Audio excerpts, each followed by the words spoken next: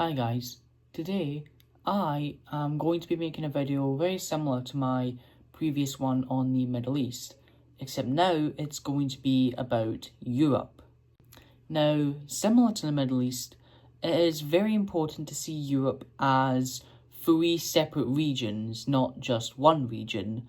And for Europe, we have Russia, the British Isles, and Central Europe, like the heart of Europe, the middle bit.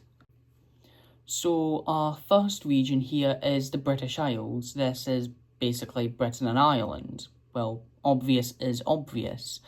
Now, the British Isles are very difficult to conquer. The reason why is in the name. They are islands. And if you're trying to conquer an island country that has a decent navy, you're going to lose. Just island countries are incredibly defendable.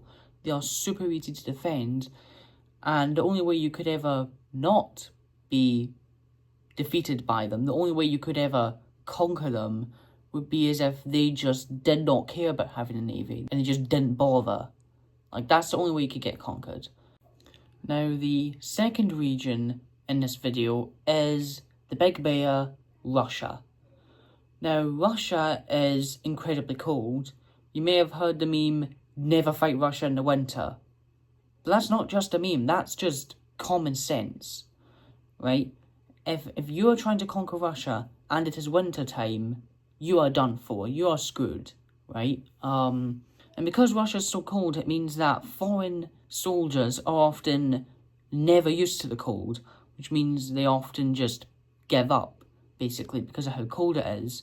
Meanwhile, the Russians themselves, they've lived there all the time. They are used to the cold, and thus, they'll be fine. Meanwhile, you, the attacking army, will not.